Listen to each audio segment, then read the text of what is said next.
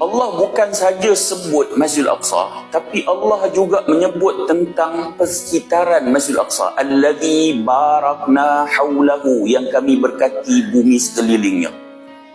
Maka para ulama bincang, yang kami berkati ni bumi sekeliling, bumi mana? Nah, maka para ulama sebut bumi yang diberkati itu adalah bumi Syam. Syam ni, kalau negara sekarang, Palestin, Jordan, Lebanon, Syria, 4 buah negara. Tapi bumi Palestin itu sendiri sudah tentu bumi yang berkat. Maka para ulama sendiri bincang, keberkatan bumi itu dari sudut mana? Okey. Pertama, berkat pada kesuburan tanahnya. Sebab tu kalau kita baca watini wazaitun, kan, buah tin dan buah zaitun sangatlah subur di Palestin.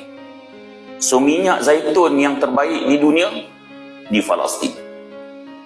Kemudian para ulama menyebut juga dimensi keberkatan bumi Palestin itu sendiri ialah semua Nabi dan Rasul, kalaupun tidak mereka bermustautin di Palestin, mereka akan pernah ziarah bumi Palestin. Termasuk Nabi Muhammad SAW, Nabi tak bermustautin, tapi Nabi pernah ziarah ke bumi Palestin.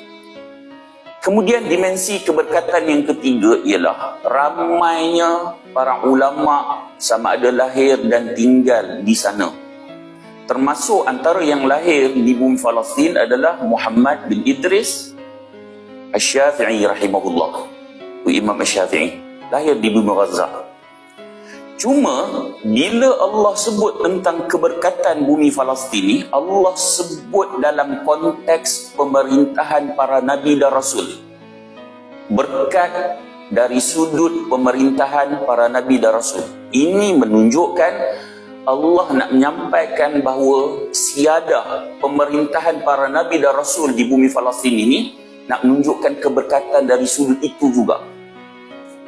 Maknanya bumi Palestin ni dia ada kedaulatan dia.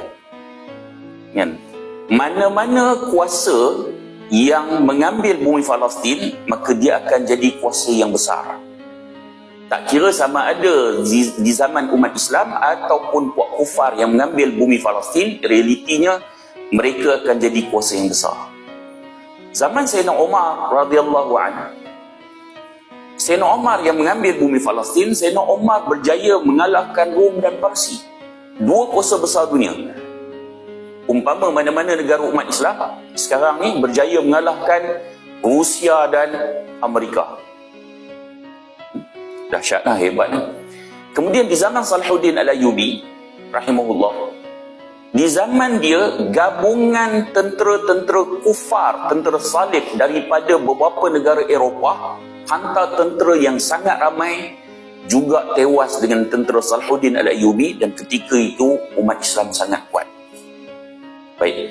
Jadi puak Yahudi ni mereka tahu tentang dimensi kedaulatan bumi Palestin. Siapa ambil dia jadi kuat. Tak kira lah dia orang bagi alasan apa, ada sinagog Nabi Sulaiman ke apa ke, itu alasan yang lain. Tapi mereka faham bahawa siapa ambil bumi Palestin, mereka jadi kuasa yang kuat. Agak-agak mereka tahu tak benda ni? Tahu. Bumi Yathrib ni Madinah, saya sebut Madinah terus kan.